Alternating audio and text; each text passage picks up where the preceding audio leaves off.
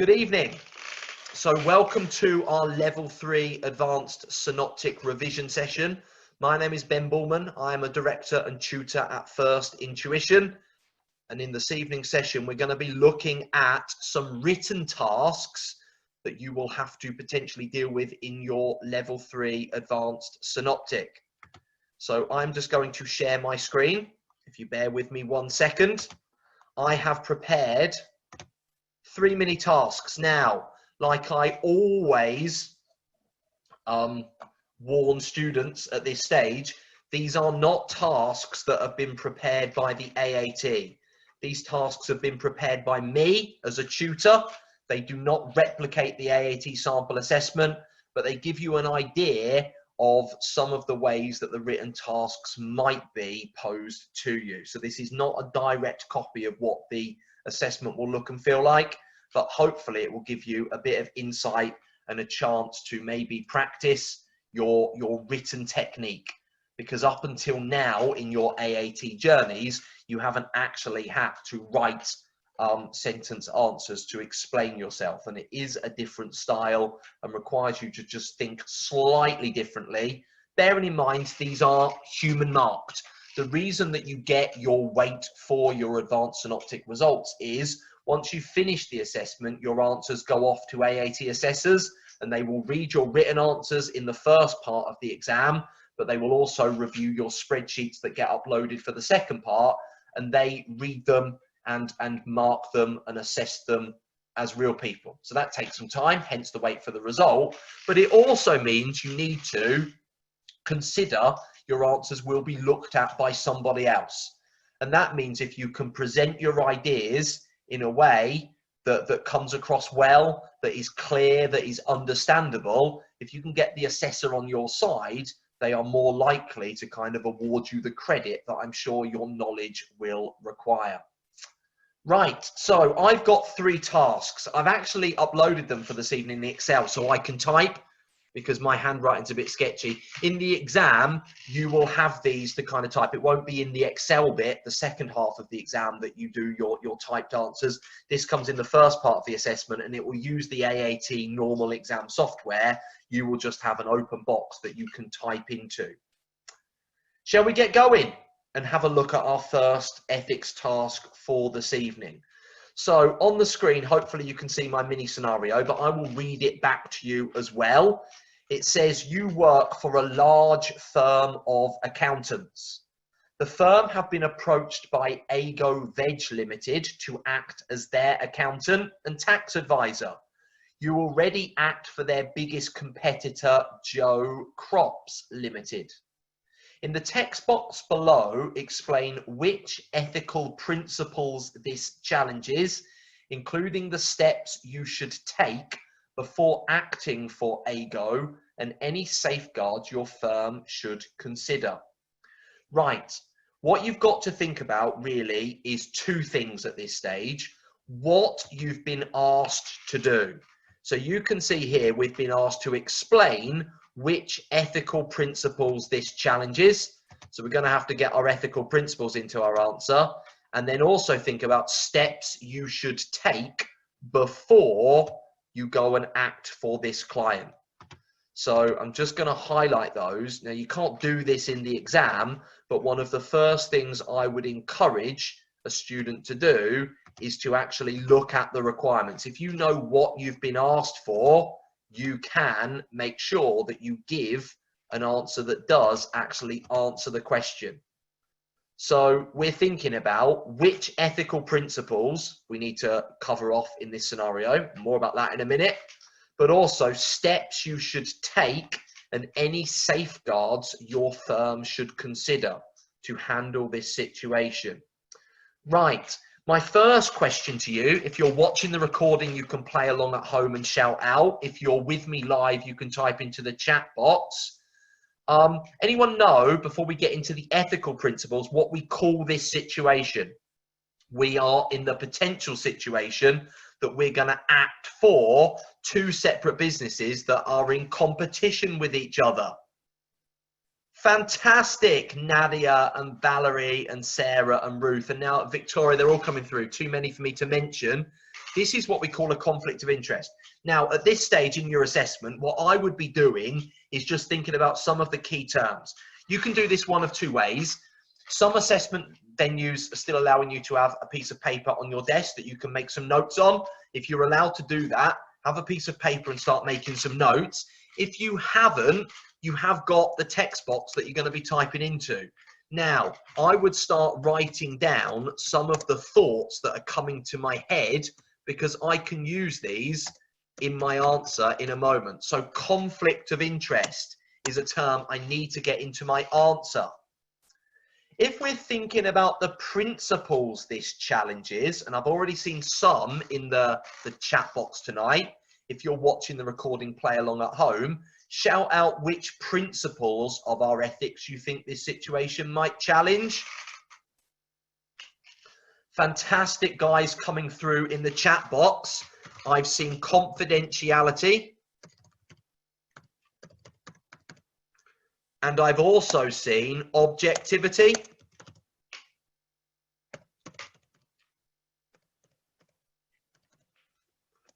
Brilliant.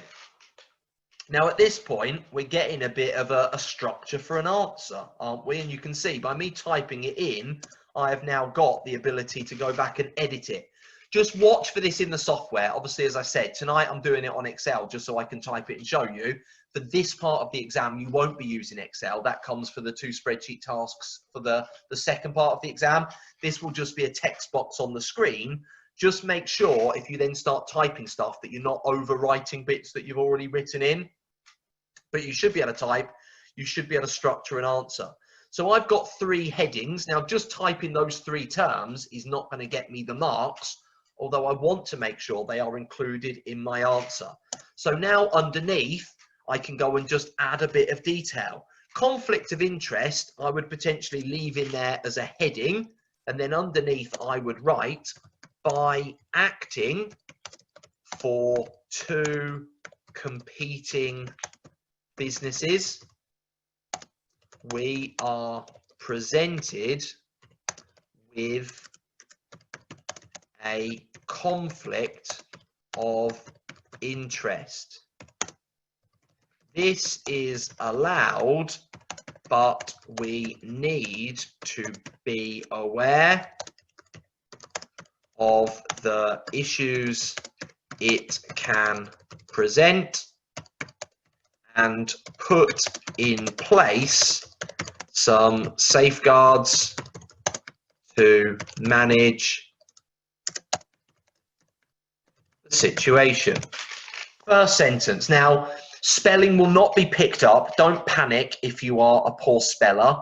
I don't believe there is a spell check feature within this part of the assessment. You can spell check your Excel spreadsheets, but don't worry about that.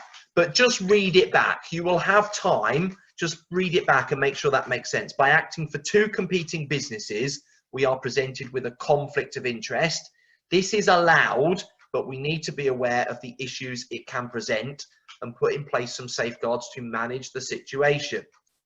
So when we were doing our thought process a moment ago, we said, and you agreed with me, confidentiality is one.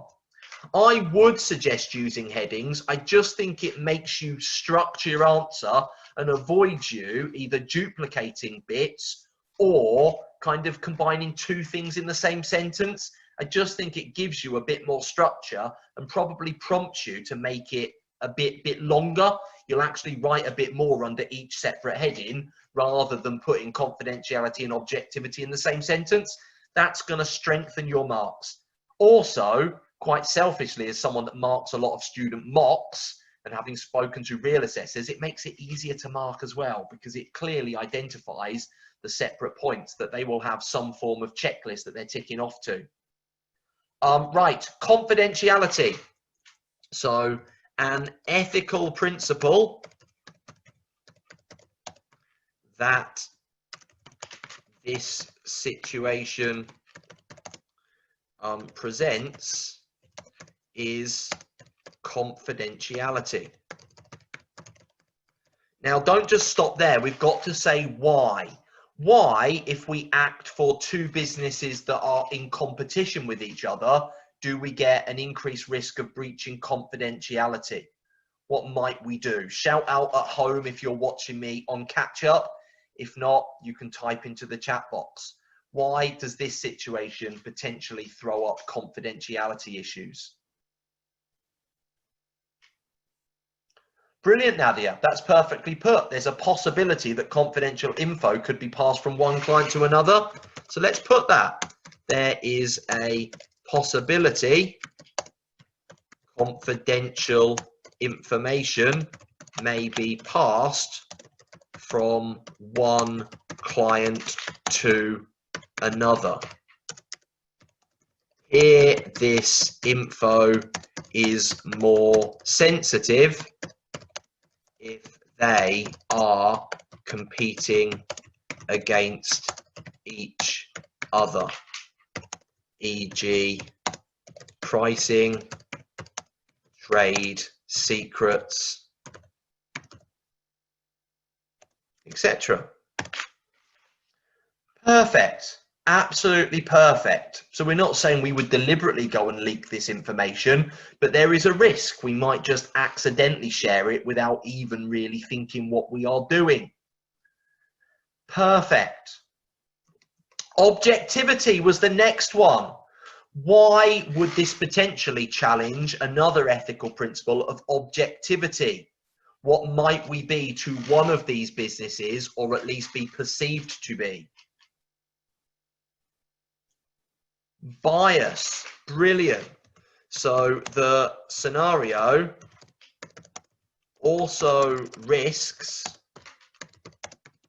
the business being seen as biased to one client over the other. We may offer increased services and not treat both equally. And it's a bit like, I always make a joke with my daughters. I've got two daughters and they will play me one off against another every day. And they'll say, Daddy, which one of us is your favourites? Now, obviously, I don't have favourites. And it would be exactly the same for this business. If you have got two clients that are competing against each other, there might be one that you favour over the other, or even a perception. So it does risk favouritism. Fantastic. Right. That's covered off the first bit. Explain which ethical principles this challenges. Then it says include the steps you should take. So now let's go back before, and I'll just scroll down so you can continue to see this at home. Before acting for the new client, we should ... Who can remember what we should do?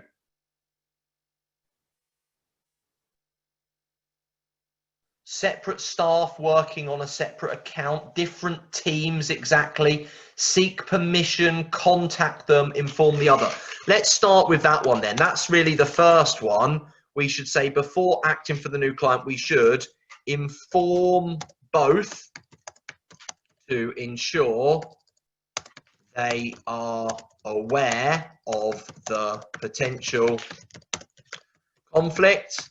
And as well as just informing them both, we would seek their permission and get this in writing that our firm can act for both clients. Fantastic. Just going to space that down as well. You suggested separate teams, so we should have separate staff teams working on both assignments to reduce the risk of information being shared. If our firm has separate offices, maybe we split the clients between them. So this works much better for larger firms of accountants because they have got multiple offices. Cool. What else would we do? If we were sending information to either of these clients, how could we make our communication slightly more secure? Think about the modern world with kind of protection of confidential information. What could we do to avoid accidentally sending information to the wrong client? Brilliant, Sarah's saying encryption. Other people are saying passwords. So that's something else you can include in your answer for this confidentiality situation. Just going to extend my text box down a little bit, and I'm going to say, ensure any data is protected using passwords or encryption to avoid access to the info by the other client. Fantastic. Staff training on it, Valerie? That's not a bad idea. Let's include it. Let's keep going. The more you can get down, the more marks you're potentially going to get.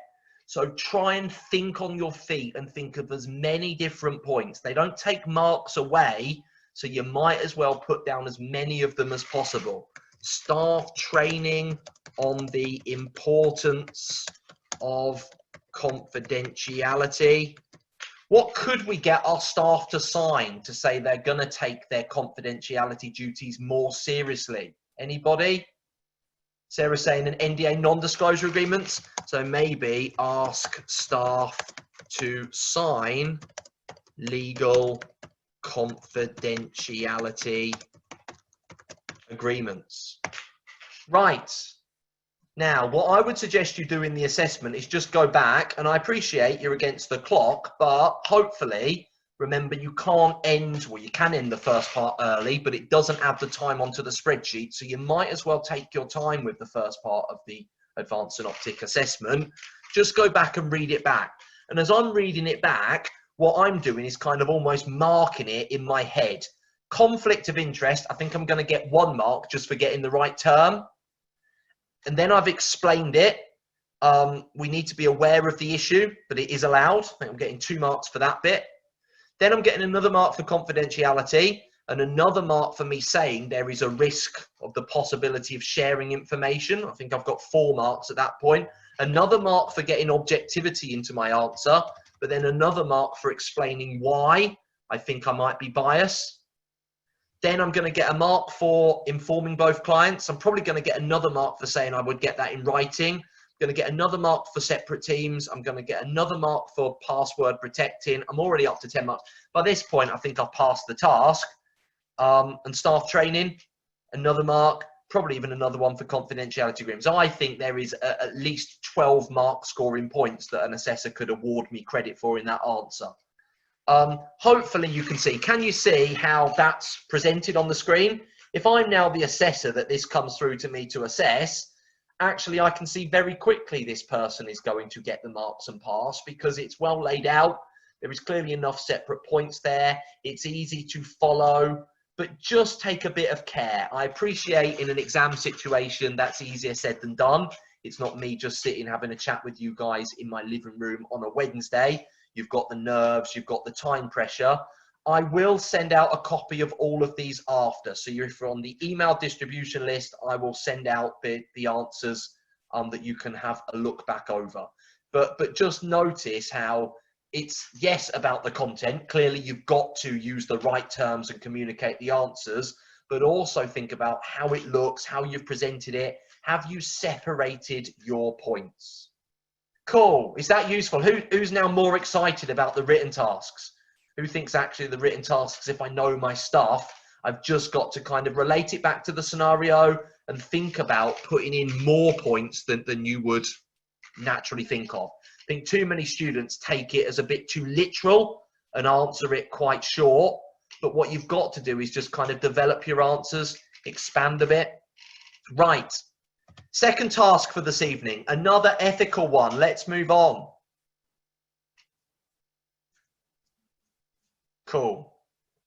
Right, task 2. It says you work in a large manufacturing company in their finance department.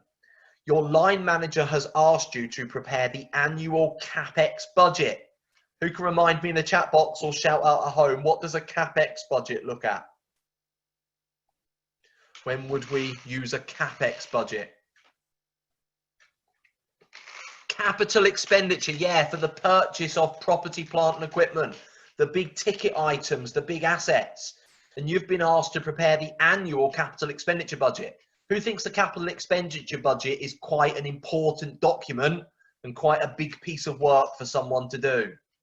Certainly if it's going to set the budget for the business for the whole year, this is quite important. Brilliant. And you need to pick up on the tone of that because it's going to be relevant for the next bit of information. You've never done this task before and you are unaware of the process.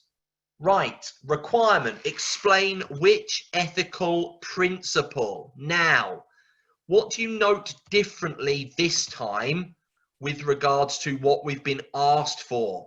The last one said ethical principles. This one just says principle. So look out for little clues like that the exam's going to give you. Here I just need one.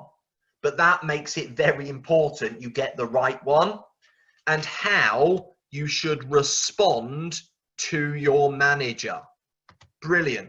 Now, what I would be doing is, again, just getting my ideas down. As you are thinking about tonight and you're using the chat box to do it, either note these down on your piece of paper if you're allowed them in your venue, or at least type some kind of notes up that you can then go and detail your answer. We are talking here about professional competence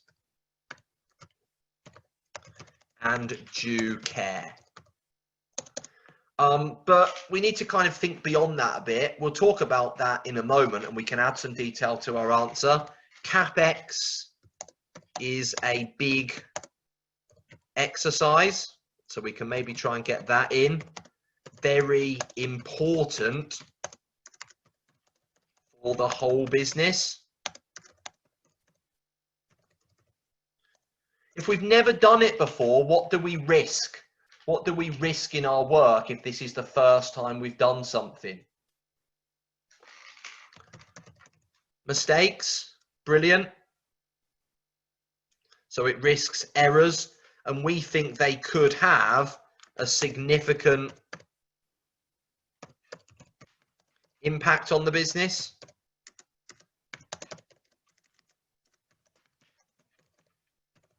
Now, these are all things I would be noting down.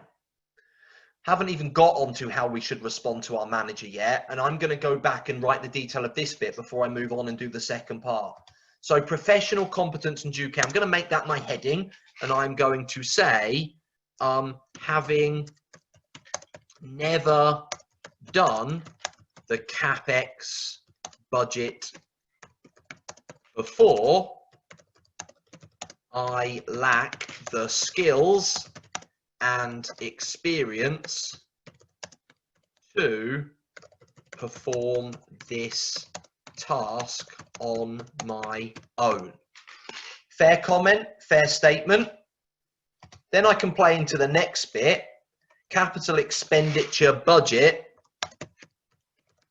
is a big exercise. Very important for the whole business, and go and show off a bit of your knowledge. This will consider large purchase values for property, plant and equipment,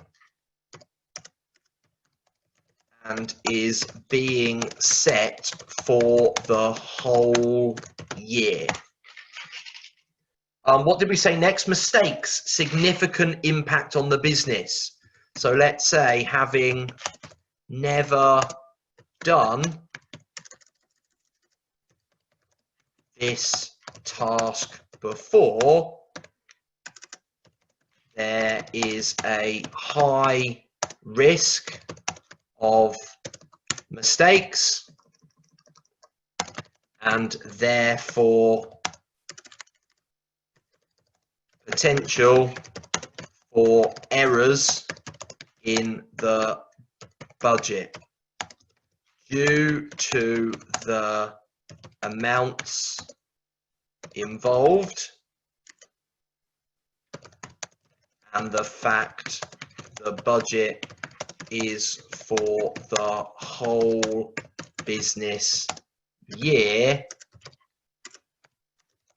This may have a significant impact on the business. Cool. Do we see how putting down a few notes to start with just gives you a bit of structure to go back? I would now go back and read it through, and I would read my answer a couple of times just to think, is there anything else I can do? I might even put in some more headings. Sometimes I suggest to students go back and space it out a bit more. If you suddenly let's imagine I'd gone back and proofreading it and I was presented with this. I don't want my answer to look like that. Yeah, straight away you can see if you're looking on the screen, although I've said exactly the same stuff, that is now much harder for an assessor to kind of review, and also risks them missing stuff that you've got. Right, let's have a look. Having never done the CapEx budget before, I lack the skills and experience to perform this task on my own. Haven't actually talked about professional competence and due care. So this is what I'm talking about. This risks the principle, the ethical principle of professional competence and due care.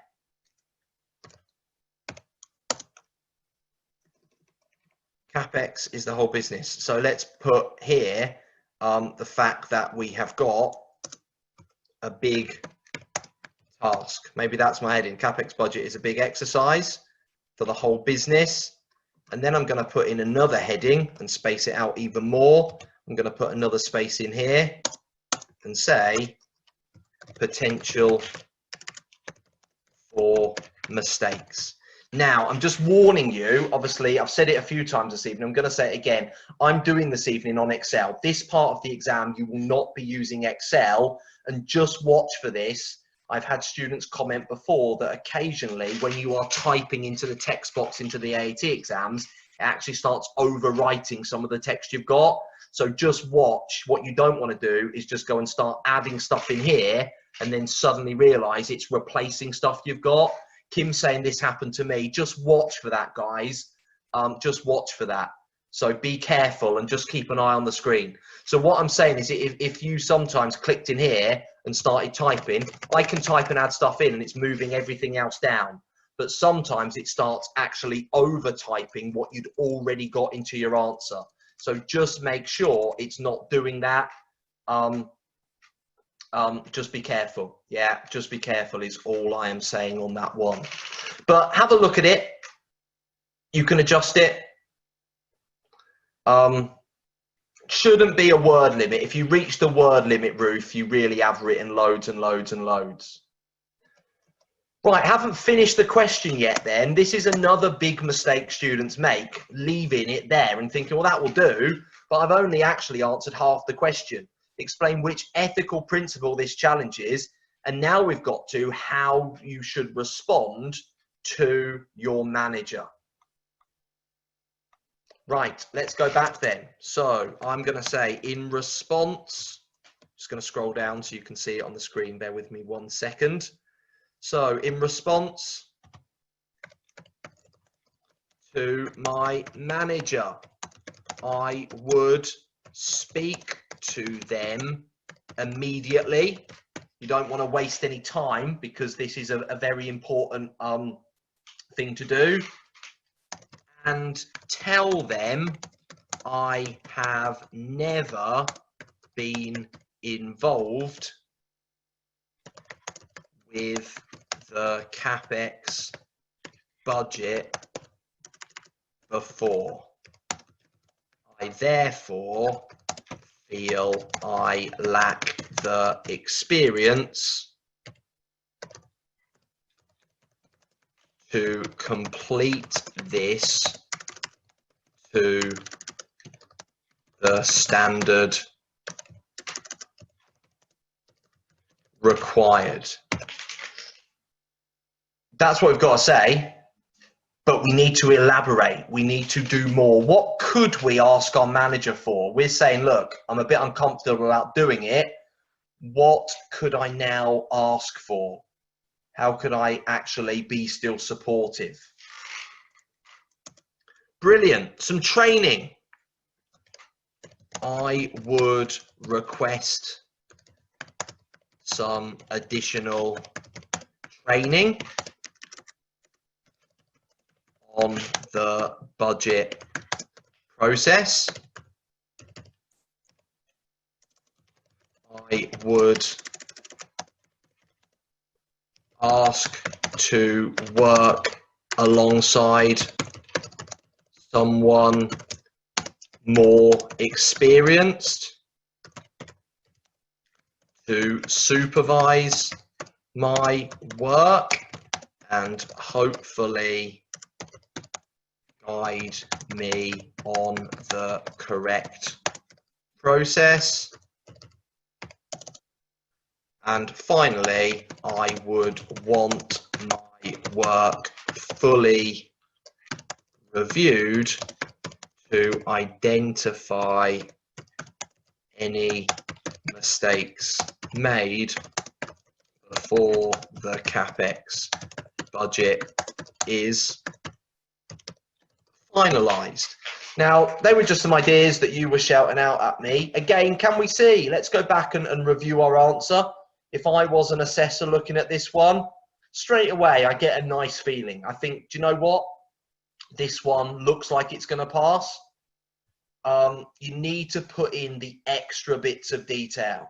So we've got the principle there, but I haven't just said professional competence and due care without elaborating, explaining myself. I've tried to use headings to make things stand out. I've come up with at least 3 things I'm going to do, not just limit it to 1. And straight away, again, that's going to generate a significant volume of marks that is going to hopefully move me to the competence stage of this assessment. And remember, the more marks you can get here, the more that's going to help towards you getting the 70 to pass, or maybe even going further to get a merit or a distinction grade. Perfect. Are we happy with that one? Does that one make sense? I have to say, my biggest advice in these written tasks is put as much into your answer as possible, but try and break it down. There's a fine line between putting in loads of detail and lots of content, but then not spacing it out. That actually then detracts from your answer because it's really confused and quite waffly. What I try to do is keep my statements quite to the point. Cool. Right, the third one of our tasks before we finish for this evening session, we have got a third ethical task. So similar, we will read through it and then we will have a think about a plan, some thoughts, and then we'll structure an answer. So this one, task 3, it says, you work for a company that produces wooden furniture for household use. The business has been successful over the last few years, making large profits and exporting wood from a natural forest in a foreign country. Your company then manufactured the furniture in a factory using skilled staff. Your boss was reading a newspaper article over the weekend about businesses ensuring sustainability. In the box below, write what you understand sustainability means for a business. So let's make sure we get that into our answer. And then we've been asked to give 3 examples of how this business should look to be more sustainable. So we've got to try and relate it back to the sustainability bit. Right, sustainability. This is one of those things that it's probably worth you just having almost a stock definition you can churn out if you need to ask for it. So let's put in a heading, sustainability. So sustainability is ensuring the business can operate today without compromising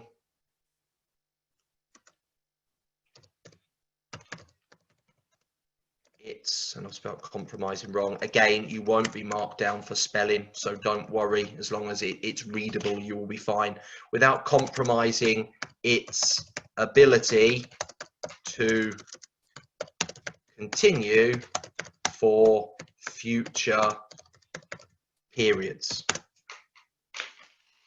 Worth something to think about.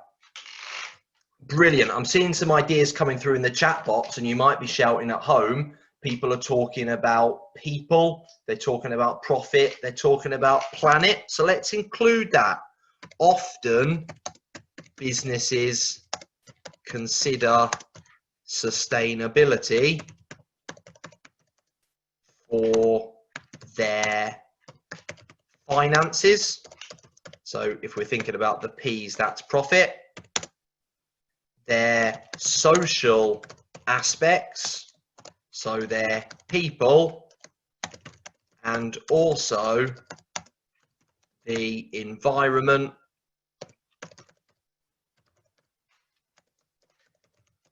the planet.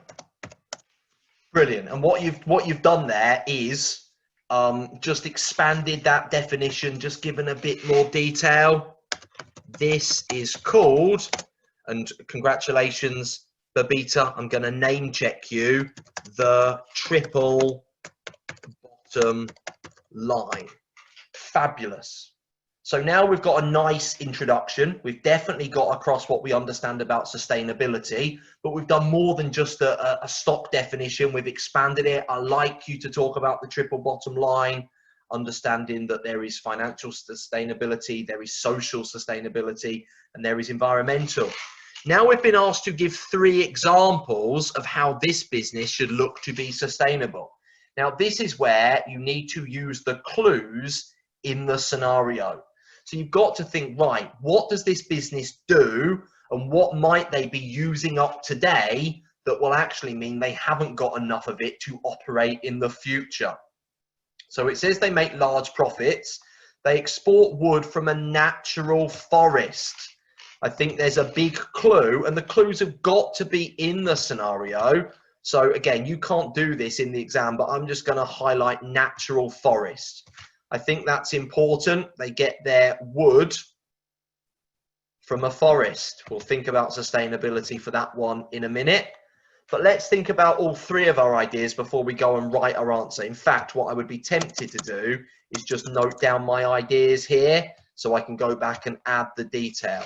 So wood from natural forest. I'm not going to say any more about that now. I'm going to think about another one before I go back and add some detail. Right, they manufacture the furniture in a factory using skilled staff.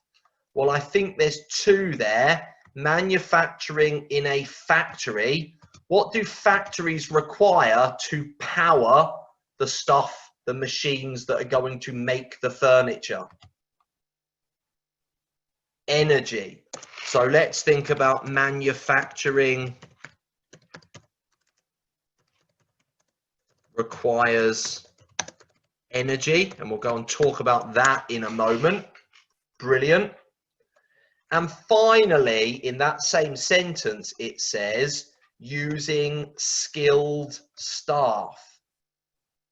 If our work requires skilled staff, how do we need to be more sustainable with that? Is it easy to recruit skilled staff, or what do most businesses have to think about? You're shouting at home or in the chat box if you're with me live. We're talking about wages, but we're also talking about training. Brilliant. So we've got some ideas there. So let's go and put in some ideas. Wages, but also training. Oh, I had caps lock on, so I'll take that off. But you can do things like that when you kind of do your proofread and you're tidying up in a moment. Manufacturing energy, some of the ideas we were getting in the chat box there was renewable We need to kind of save energy. So we've got some ideas there. We'll go and type this up in a second. And wood from natural forests, a lot of people were talking there about planting trees, making sure that it was a sustainable forest. Cool. So I'm not going to submit my answer looking like that, but I've got some notes down. So let's go back and add in some detail. So wood from natural forest, we said planting trees. So let's just go and elaborate that. The business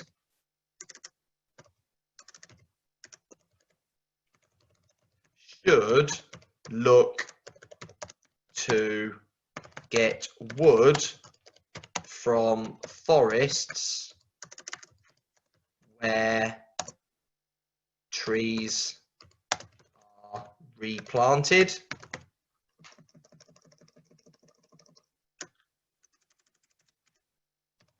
This replaces the natural resources removed and ensures a future supply of wood will be available for years to come. And then if you know anything about it, often wood suppliers will label their product with a sustainable forest logo. And you might see that, making sure that we get our wood from a forest that does replace trees, that doesn't just deforest without replacing. Perfect.